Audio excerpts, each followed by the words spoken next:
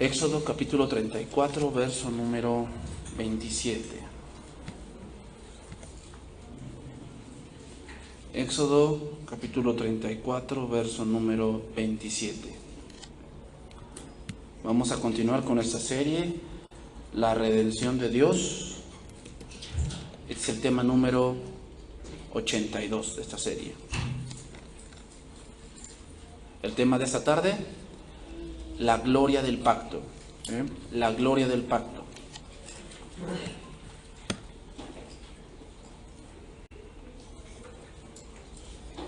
Éxodo 34, verso 27.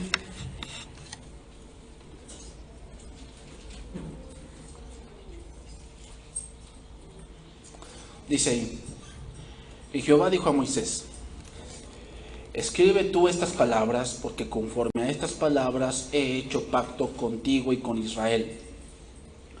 Y él estuvo allí con Jehová 40 días y 40 noches. No comió pan ni bebió agua, y escribió en tablas las palabras del pacto, los 10 mandamientos. Y aconteció que descendió Moisés del monte Sinaí con las 2 tablas del testimonio en su mano. Al descender del monte no sabía Moisés que la piel de su rostro resplandecía, después que hubo hablado con Dios.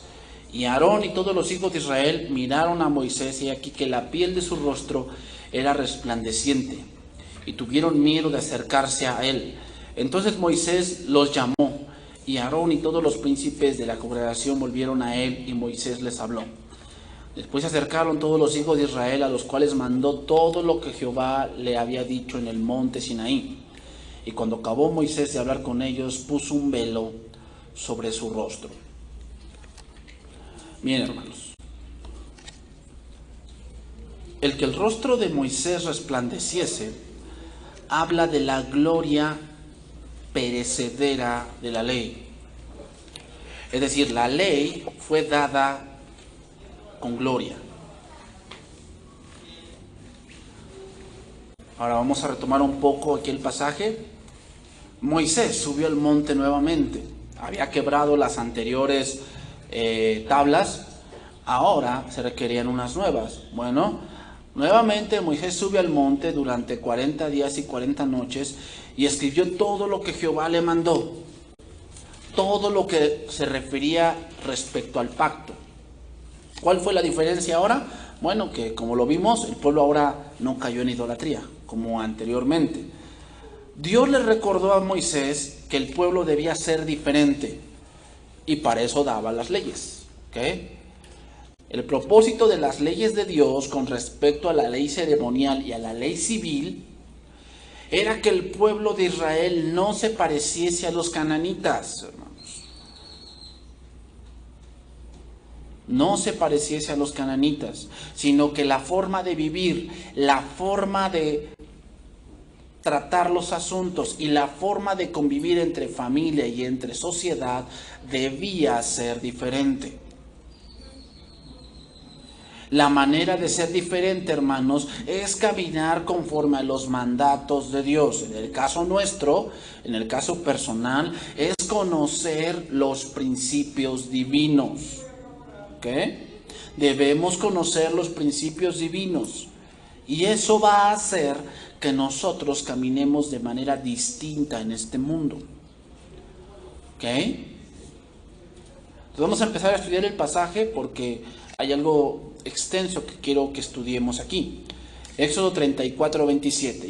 Y Jehová dijo a Moisés: escribe tú estas palabras, conforme a estas palabras he hecho pacto contigo y con Israel. Bueno, la primera cosa interesante que vemos aquí es que para que el hombre no olvide los mandatos de Dios, debemos tenerlos por escrito. ¿Ok, hermanos?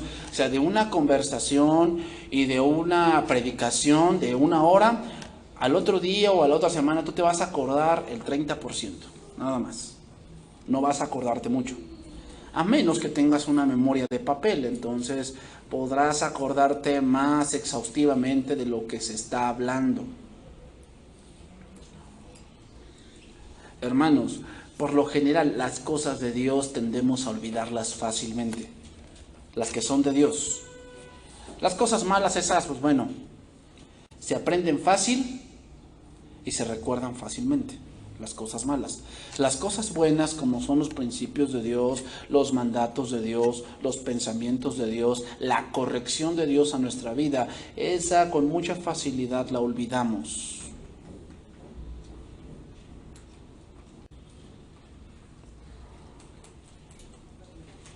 En la antigüedad, en el siglo XVII, siglo XVI, cuando los padres, que en este caso los anabaptistas, también los apologistas, también podemos decir los puritanos, eran personas que generalmente lo que más dejaban a sus hijos era una Biblia y les dejaban unas cartas escritas de las cosas que debían hacer cuando ellos no estuviesen.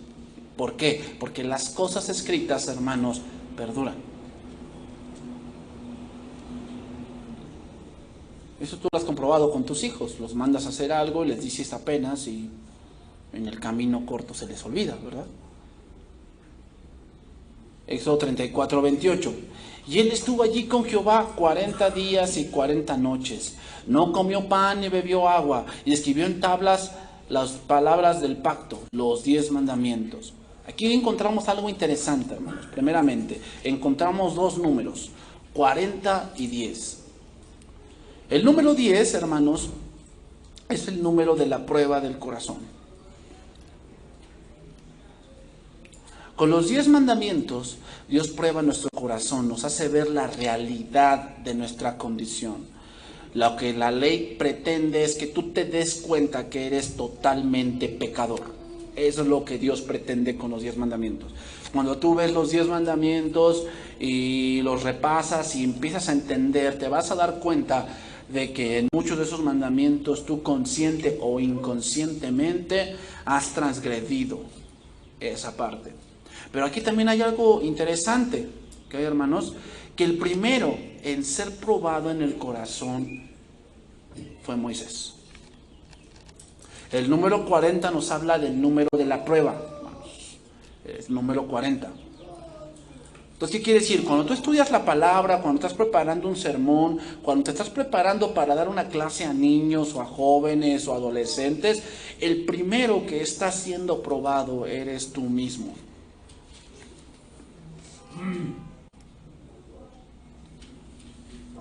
Al probar Dios tu corazón, está haciendo correcciones, lo está moldeando, lo está equipando, está haciéndote ver cosas que a lo mejor tú mismo no te das cuenta que tienes en el corazón. Porque una de las cosas que tiene la carne es negar cosas que sí tenemos, pero que a veces no nos damos cuenta. Y Dios, en tu estudio personal, reflejándote eso, te va a hacer ver qué es lo que hay en tu corazón que a Dios no le agrada.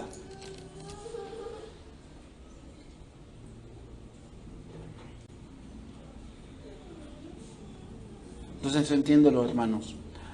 Cuando tú estás preparando un tema, cuando tú estás leyendo algo para los niños que vas a dar al otro día o dentro de 2 días o dentro de 3 días, el primero que está siendo probado con eso eres tú. El primero que está siendo probado con eso eres tú.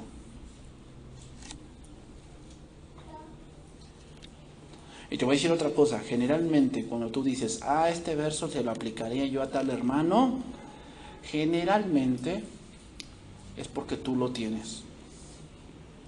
Es porque tú tienes ese problema que tú piensas que tu hermano tiene. Generalmente. Éxodo 34, 29.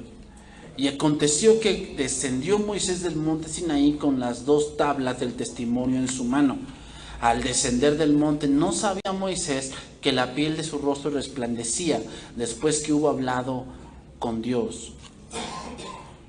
El que su piel resplandeciera, hermanos, viéndolo desde la Vulgata latina, que es un poco más la traducción así directa del hebreo, habla de que el resplandor de Moisés parecía como rayos del sol.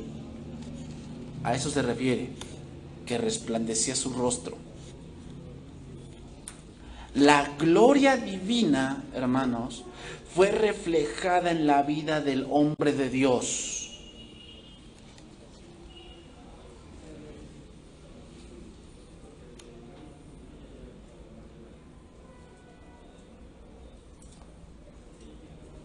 La gloria divina es el reflejo de la comunión del hombre o de Moisés con Dios. El resultado de que su piel resplandeciera y su rostro resplandeciese hablaba de una seria comunión con Dios. Entonces, ¿qué quiere decir entonces? ¿Que si yo tengo comunión con Dios tengo que resplandecer? No, no se refiere a eso, pero tiene varios significados. Uno de ellos, la Biblia dice: mas el camino del justo es como la luz de la aurora, que va en aumento hasta que el día es perfecto. Habla de que alguien que tiene una seria comunión con Dios en su caminar, Dios lo va a honrar. Porque el camino del justo es como la luz de la aurora, que va en aumento hasta que el día es perfecto. Hermanos, ¿cuál sería lo usual con un ayuno? Ayunó 40 días y 40 noches. ¿Qué sería lo usual de ver en el rostro de Moisés? Un rostro cansado, un rostro con hambre. ¿Has visto unas personas que no han comido? Están como cenizos. Hasta los labios los tienen como carcomidos por el sol. Tú ves que sus ojos están como tristones. Su rostro se ve pálido, se ve opacado. Así se ve cuando no comes, cuando llevas tiempo sin comer, con debilidad. Pero fíjate, no fue lo que eso sorprendió a la gente, ver la debilidad de Moisés. Lo que sorprendió a la gente es ver el resplandor de su rostro. Y esto lo podemos comparar con un pasaje, mira, Mateo 4:2. Mateo 4:2.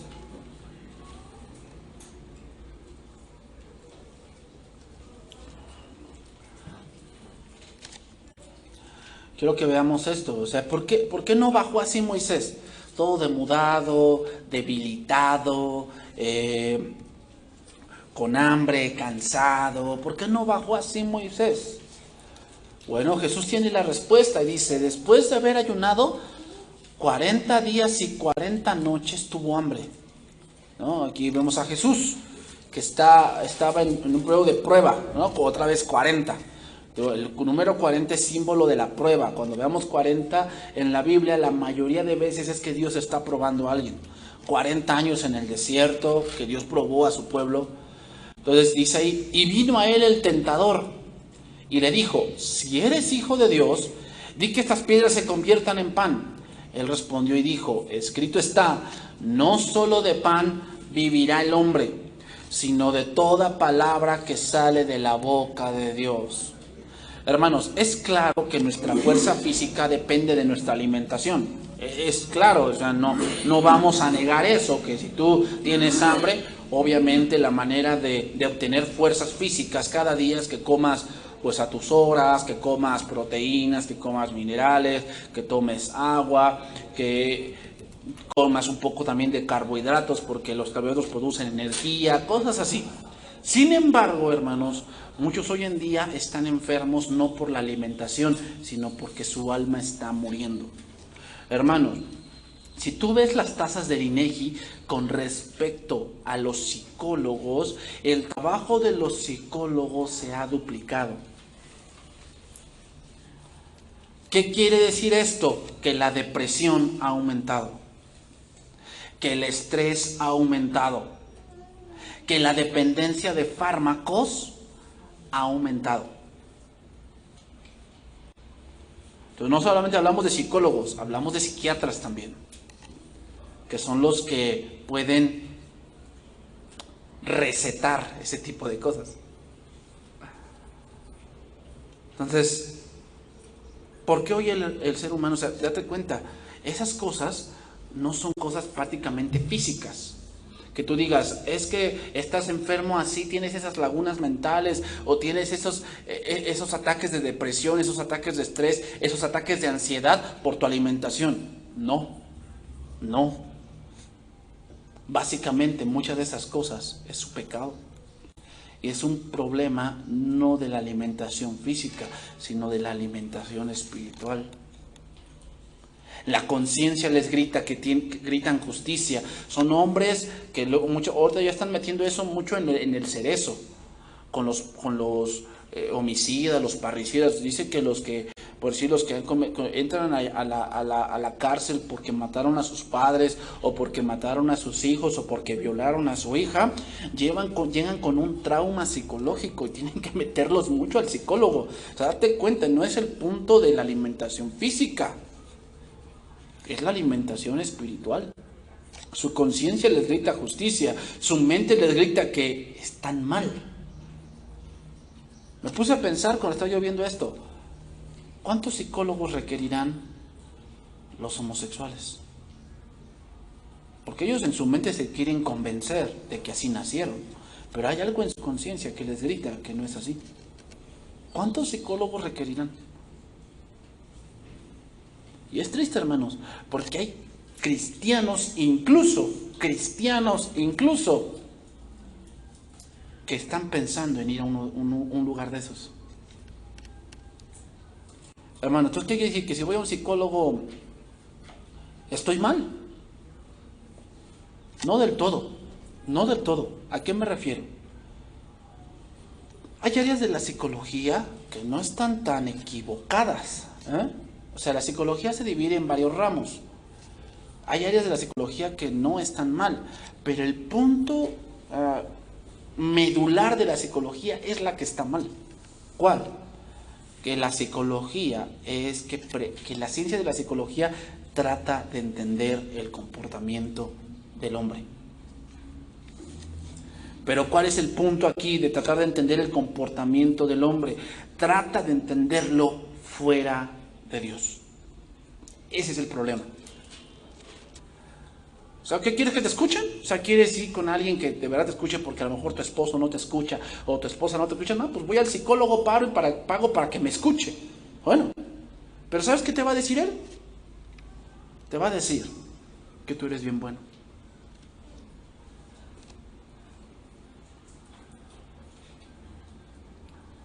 Si tú ves, por decir un documental, ¿por dónde empiezan? El documental de una persona. Por su niñez. O sea, primero al inicio del documental te muestran quién fue. ¿No? Un ejemplo. Vamos a ver un documental de Hitler. Y te muestra que era un gran dictador, era un hombre que movía masas, un hombre que convenció a un país para iniciar la Segunda Guerra Mundial. Pero ellos en un punto psicológico te tratan de enseñar por qué él fue así. Entonces se remontan a su niñez. Y hay varias hipótesis de eso. Por decir, una de las hipótesis con Hitler fue que su padre era mitad judío y mitad alemán. Y que lo maltrataba mucho y que por eso odió a los judíos. Entonces, ¿qué trata de hacer la psicología? Trata de que veas que no fue su culpa. Es que a él lo trataron así y él se comporta así. Eso es lo que te van a decir. Entonces, hermanos, no solo de pan vivirá el hombre. El hombre es un ser espiritual que necesita cosas espirituales. Por lo tanto, un hombre o una mujer que no come pan espiritual está muriendo poco a poco.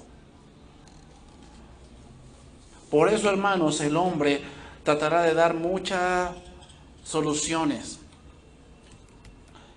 Aumentar la educación, aumentar el trabajo, aumentar el salario mínimo, aumentar la seguridad. Pero no se da cuenta que el verdadero problema del hombre es espiritual.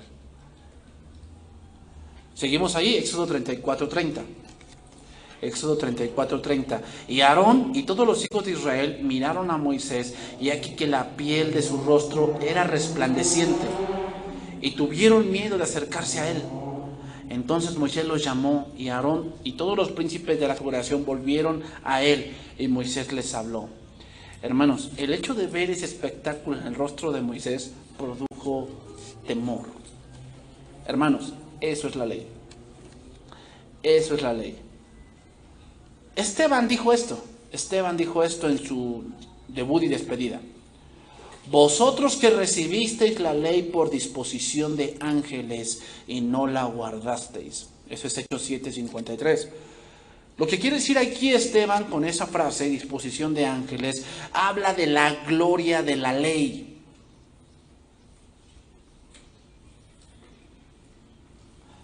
Es decir, la ley reflejaba un poco de la gloria y santidad de Dios. Por eso cuando alguien ve la ley, tiene miedo. Porque de verdad la ley es gloriosa, pero era una gloria perecedera.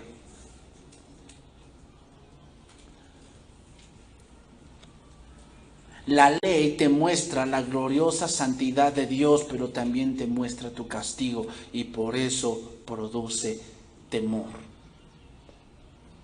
Y eso lo podemos ver en los niños. Cuando tú le adviertes, ahorita que lleguemos a la casa, le dices, nos vamos a ver tú y yo, vamos a hablar muy seriamente. El niño cuando ve la casa, pues es gloriosa porque es su casa, pero empieza a tener temor porque sabe que eso es el símbolo de su castigo. Hermanos, y otra cosa, la ley era un símbolo de la espalda de Jehová, porque recuerda lo que Moisés le pidió, muéstrame tu gloria, y nada más le mostró que las espaldas, fíjate, solamente con ver eso, el rostro de Moisés resplandecía y producía miedo en el pueblo. Y tanto fue el miedo del pueblo y de los principales que se alejaron de Moisés.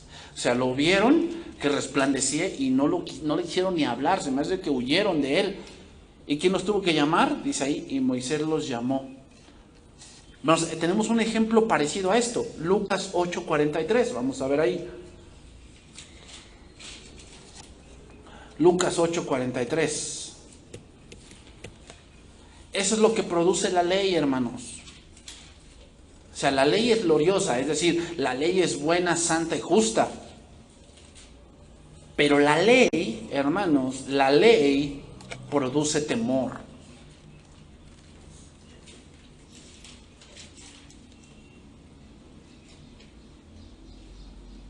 Lucas 8:43. Pero una mujer que padecía de flujo de sangre desde hacía 12 años y que había gastado en médicos todo cuanto tenía y por ninguno había podido ser curada, se le acercó por detrás. ¿Qué vio Moisés? Las espaldas de Dios. Se le acercó por detrás y tocó el borde de su manto y al instante se detuvo el flujo de su sangre. Entonces dijo Jesús, ¿quién es el que me ha tocado?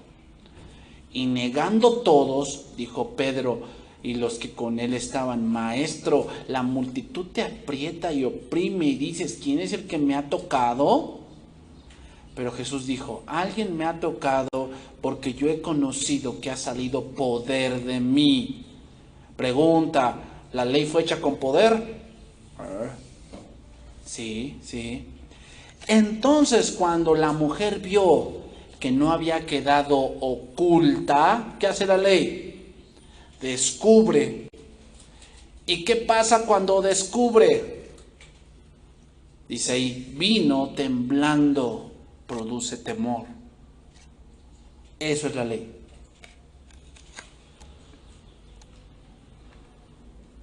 Hermanos, hay países como Corea del Norte que tienen una ley muy estricta y hasta a veces exagerada. ¿Pero por qué la hacen? Por temor. Por temor. Eso hace la ley. Entonces, cuando vio la mujer que no había quedado oculta y vino temblando y postándose a sus pies, le declaró delante de todo el pueblo por qué causa le había tocado y cómo al instante había sido sanada. Y le dijo, esa es la gracia, hija, tu fe te ha salvado, ve en paz. ¿Qué hubiera hecho la ley? Hermanos, flujo de sangre, cuando la mujer estaba en su periodo menstrual, según la ley, era una mujer inmunda. El hombre no podía tocarla porque él también quedaba inmundo. Por lo tanto, debía lavarse para más o menos amortiguar su inmundicia. Pero esta mujer con un flujo de sangre era totalmente ceremonialmente inmunda, no podía tocar a nadie. Eso es la ley. ¿Qué hubiera hecho la ley con esa mujer? La hubiera castigado, porque había roto la ley. Segundo, estaba en medio de una multitud. O sea, ¿te imaginas a cuántos inmundos había puesto en esa multitud con tal de tocarlos porque ella era una mujer inmunda? Eso la ley lo condenaba. Pero Jesús le mostró una gloria mayor. ¿Cuál? La gracia. Hija, tu fe te ha salvado. Ve en paz. ¿Ah?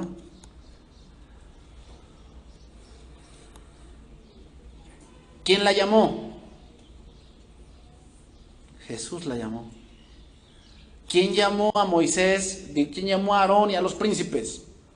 Moisés, porque al ver la gloria de su rostro, se apartaron de él, tuvieron miedo.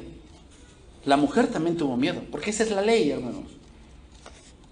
Pero aquí Moisés es como un reflejo de Cristo, quien nos llama, quien al ver nosotros nuestra condición a través de la ley, nos damos cuenta que somos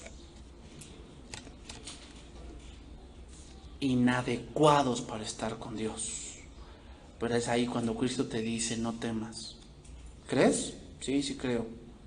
Puedes acercarte. Vamos a la parte que quiero de este pasaje. Éxodo 34, 32. Éxodo 34, 32. Después se acercaron todos los hijos de Israel, a los cuales mandó todo lo que Jehová le había dicho en el monte Sinaí. Y cuando acabó Moisés de hablar con ellos, esa palabra subráyala, esa dice hablar, porque son palabras repetidas que nos dan luz del pasaje. Ahí la palabra de hablar con ellos, puso un velo, ese verbo también, o esa acción, un velo sobre su rostro.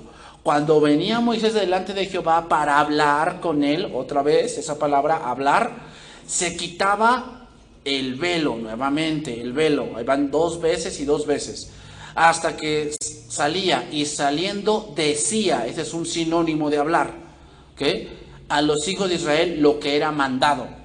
Y al mirar los hijos de Israel el rostro de Moisés, veían que la piel de su rostro era resplandeciente, y volvía Moisés a poner el velo, esa es la tercera vez, sobre su rostro hasta que entraba otra vez, a hablar con Dios. Ahí vemos 2 palabras que repiten muchas veces: velo y hablar.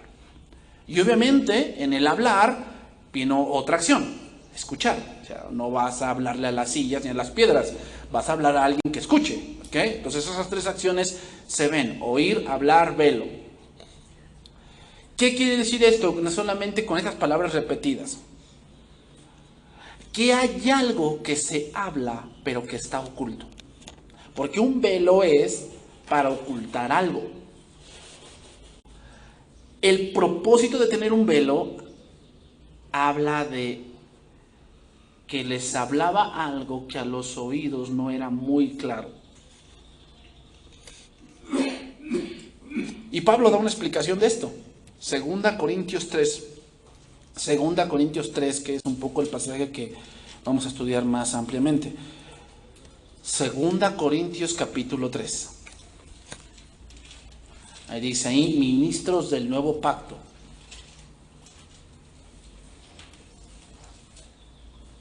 Segunda Corintios capítulo 3. Vamos a empezar desde el verso número 1. Dice ahí: ¿comenzamos otra vez a recomendarnos a nosotros mismos? ¿O tenemos necesidad, como algunos, de cartas de recomendación para vosotros o de recomendación de vosotros? Nuestras cartas sois vosotros, escritas en nuestros corazones, conocidas y leídas por todos los hombres, siendo manifiestos que sois cartas de Cristo, expedida por nosotros, escrita no con tinta, sino con el Espíritu del Dios vivo, no en tablas de piedra, sino en tablas de carne del corazón. Hermanos, la iglesia o la segunda carta a los Corintios es una de las cartas donde hay más defensa, no tanto del evangelio, sino del ministerio de Pablo. Pablo, en su primer viaje misionero, fundó esta iglesia de Corinto. Pero después de un tiempo, la iglesia de Corinto se volvió muy carnal. Y eso lo podemos ver en la primera carta a los Corintios. Era una iglesia que tenía división, era una iglesia que tenía pecado inmoral, era una iglesia que tenía una falsa idea de la manutención de los siervos de Dios, era una iglesia que tenía problemas matrimoniales, era una iglesia que tenía problemas con los dones, era una iglesia que se le había metido una doctrina de los saduceos que creían que la resurrección no se había efectuado. Eso lo podemos ver en 1 Corintios 15. O sea, tenía muchos problemas. Era una iglesia grande, con muchos dones, pero extremadamente carnal. Y Pablo les escribe la primera carta a los Corintios queriendo corregir esas cosas. Sin embargo, la respuesta de los corintios fue de ingratitud. ¿Cómo? Empezaron a decir que Pablo no era bienvenido en la iglesia. ¿Te imaginas? A aquel que fundó la iglesia, a aquel que prestó bastante tiempo de su vida para edificar la iglesia y para discipularla, ahora no lo reconocían como el apóstol que él era. En el capítulo 3 en especial, se ve que los corintios carnales le creían a los falsos porque traían cartas firmadas por otros hombres. Entonces le preguntaban a Pablo, ¿y tus cartas dónde están? ¿Tus cartas de recomendación? ¿Dónde están tus cartas? ¿Quién es el que a quién te sujetas, Pablo? Y Pablo, ¿sabes a quién se sujetaba? A la iglesia de Jerusalén. Ese era a quien le rendía cuentas. Pero los corintios aquí demuestran una gran ingratitud y una gran insensatez con respecto al ministerio de Pablo. Hermanos, Pablo podía soportar que tuviesen pecado y un poco de enfermedad, pero lo que no soportaba era la insensatez y la ignorancia que ellos tenían. Pregunta, ¿cuál era el testimonio de que Moisés era siervo de Dios? Y que de verdad él traía el testimonio de Dios venido del monte Sinaí. La respuesta es su rostro que resplandecía. O sea, al ver el rostro que resplandecía de Moisés, se daban cuenta de que efectivamente Moisés había estado con Dios.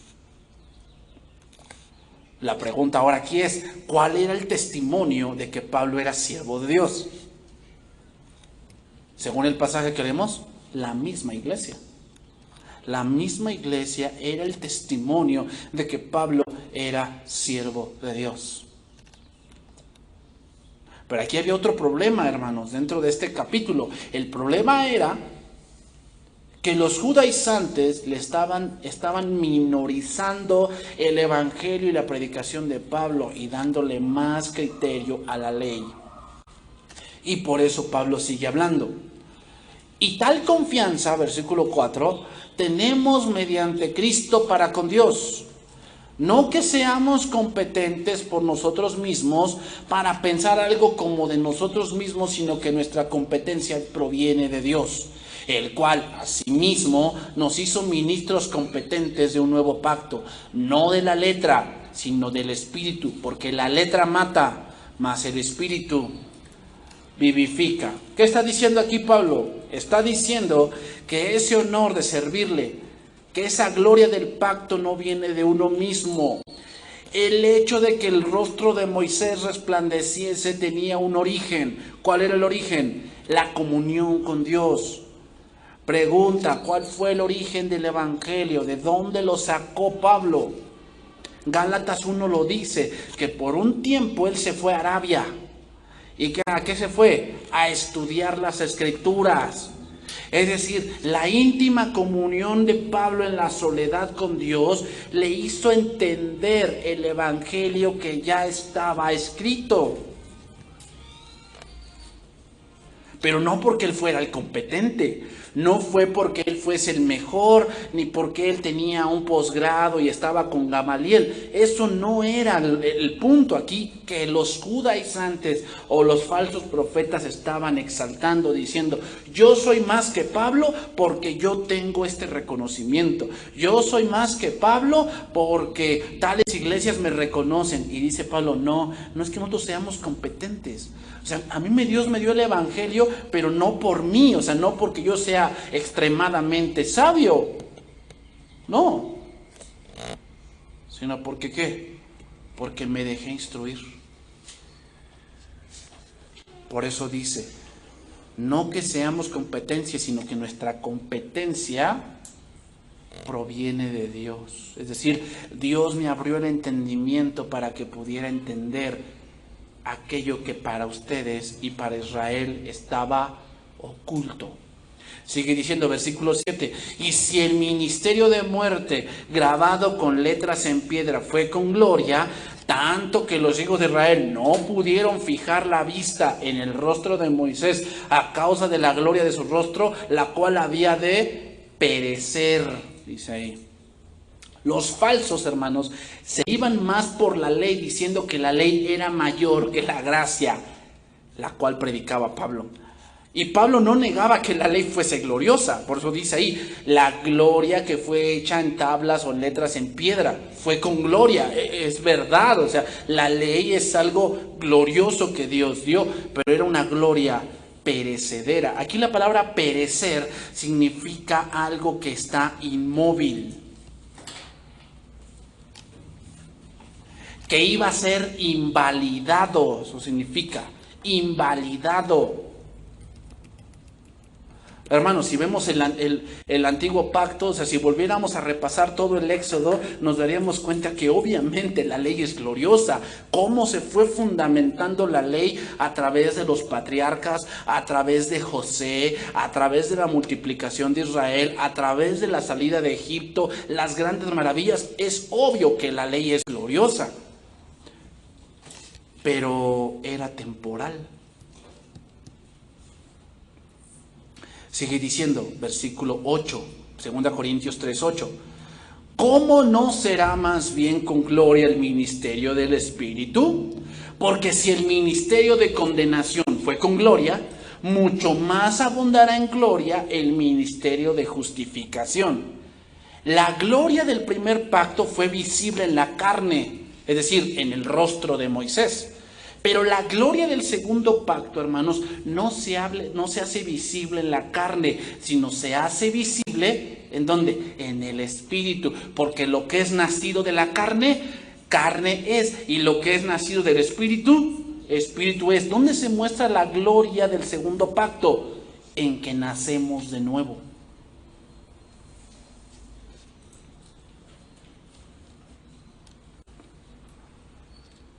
Y fíjate nada más lo que sigue diciendo, dice ahí, porque si el ministerio de condenación fue con gloria, o sea, ¿dónde se jactaban los judaizantes? ¿Dónde se gloriaban? En un ministerio que era de muerte.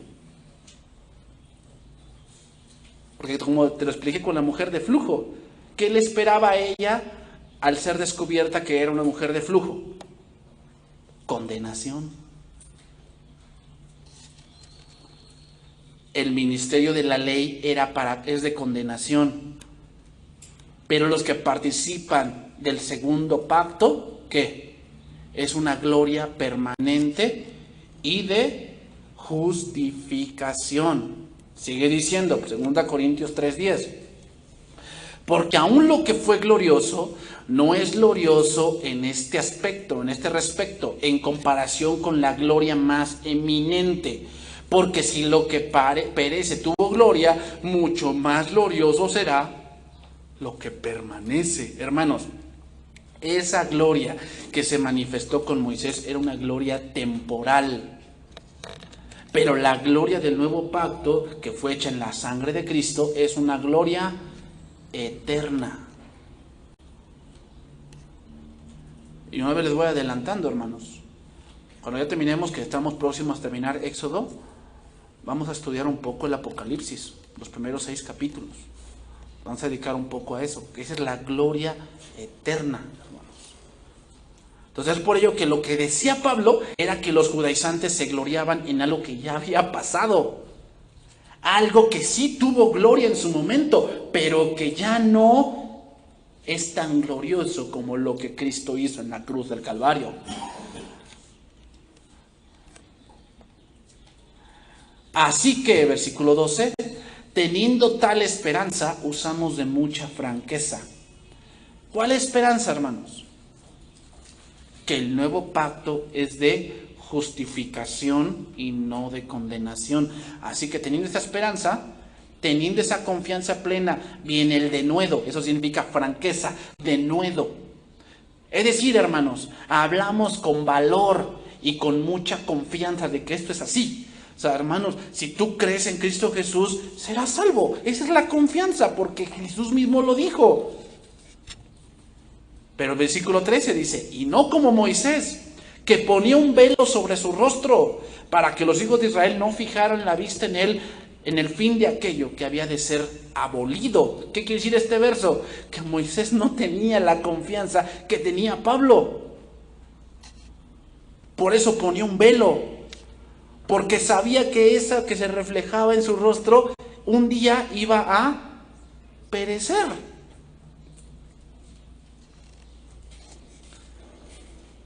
El antiguo pacto o lo que Moisés enseñaba era una sombra de algo que estaba por venir. La razón del velo no era que no vieran su rostro, hermanos, sino más bien que no vieran el opacamiento y el desvanecimiento de algo pasajero, pero glorioso.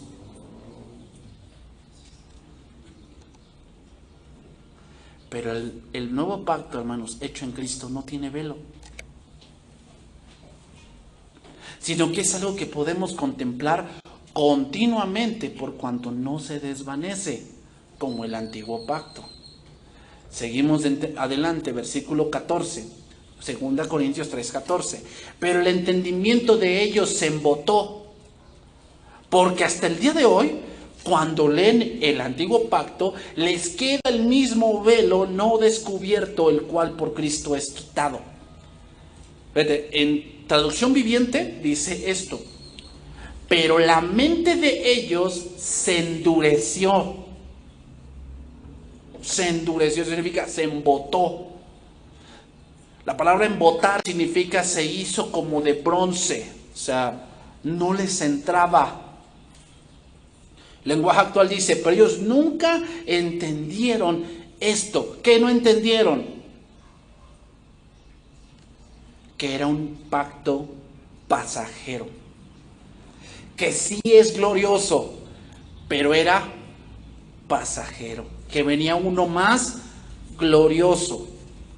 Aquí el velo, hermanos, cuando dice, porque hasta el día de hoy, cuando leen el antiguo pacto, les queda el mismo velo. Aquí el velo representa la incredulidad.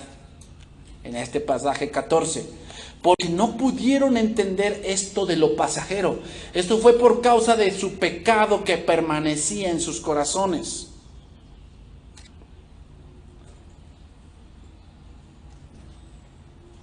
Hermanos, hasta el día de hoy muchos no entienden el verdadero propósito de la ley. Por eso, cuando tú oyes que hay cristianos que se regresan a la ley, es porque tienen un velo. Porque no han entendido. Se vuelven judaizantes y que el kipá, y que guardan el Shabbat, y que guardan no sé qué tanto, y que no trabajarás el séptimo día. Esos tienen un velo. ¿Por qué? Porque no han entendido que la ley nunca fue para salvar, sino para llevarnos al Salvador.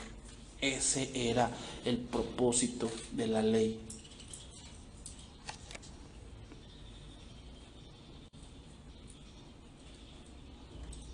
Vámonos por la parte final para terminar. 2 Corintios 3:15. Y aún hasta el día de hoy, cuando se lee a Moisés, el velo está puesto sobre el corazón de ellos. Pero cuando se conviertan al Señor, el velo se quitará. porque el Señor es el Espíritu, y donde está el Espíritu del Señor, allí hay libertad. ¿Recuerdas a Nicodemo? Señor, reconocemos que eres maestro, porque nadie puede hablar ni hacer las cosas que tú haces. Y Jesús le dijo, de cierto te digo que si no nacieres de nuevo, no puedes ver el reino de Dios. Y él le dijo, Señor, ¿cómo puede un hombre nacer siendo viejo? ¿Puede acaso volver al vientre de su madre y nacer? ¿Y qué le dijo el Señor? Lo que es nacido de la carne, carne es. O sea, eres tú maestro de Israel y no sabes estas cosas. ¿Por qué no las sabía Nicodemo? Aquí lo dice. Porque tenía un velo. Que cuando leía a Moisés, no lo entendía. Pablo aquí está diciendo por qué él era competente del nuevo pacto.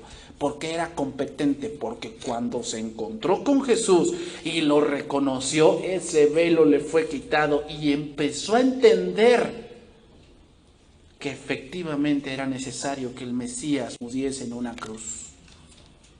Lo empezó a entender. Pero también Pablo, antes de que se encontrara con Jesús en Damasco, era un hombre como estos.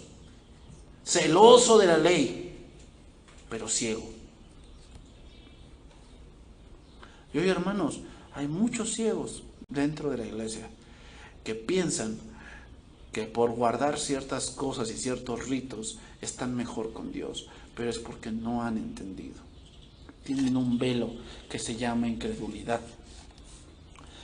Porque el Señor es el Espíritu, y donde está el Espíritu del Señor, allí hay libertad. ¿A qué libertad se refiere? A la libertad de la ley ceremonial. A esa se refiere.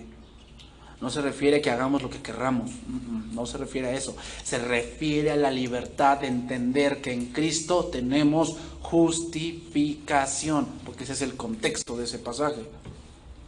Por tanto, nosotros todos, mirando a cara descubierta como en un espejo la gloria del Señor, somos transformados de gloria en gloria en la misma imagen como por el Espíritu del Señor.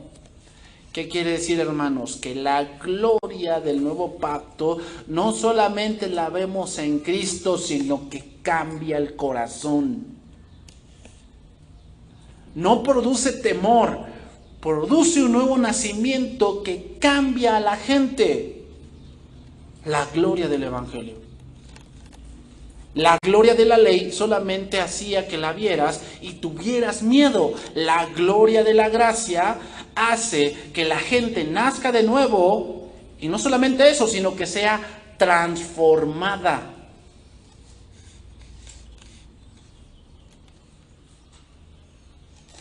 Por eso dice eso. Mirando a cara descubierta como en un espejo. ¿Qué quiere decir eso? Quiere decir, hermanos, que ahora vemos la gloria, pero no la entendemos completamente. Porque el espejo en ese tiempo era un bronce tallado. O sea, se agarraba un pedazo de metal y se tallaba hasta que pudieras ver tu rostro, pero no era como los espejos de hoy. Lo veías tu rostro, pero lo veías un poco deformado. ¿Qué quiere decir? Que la gloria que ahora vemos a través del Evangelio es una gloria que a veces no la entendemos completamente, pero cuando estemos con Él, entenderemos. Porque esa gloria, hermanos, es eterna. Entonces, ¿qué es mejor, la ley o la gracia? La gracia, es obvio. Pero aquel que te diga, no, es que la ley y la Biblia ahí dice que con Dios condenó a Israel por no guardar el día de reposo. El próximo capítulo haremos de eso, un poco del día de reposo. Pero no es el enfoque que ellos le están dando de pensar que hay que guardar ciertos ritos para que entonces Dios esté contento. No se está refiriendo a eso. Es obvio, hermanos, que lo que Dios espera de todo hombre es que se arrepienta. Es obvio. Dice segunda de Pedro, Dios no retarda su venida, sino que es paciente para que todos procedan al arrepentimiento. Entonces, ¿qué gloria es mejor? Sí, obviamente la ley tuvo su gloria, pero una gloria que iba a ser abolida. Que Dios bendiga su palabra, hermanos.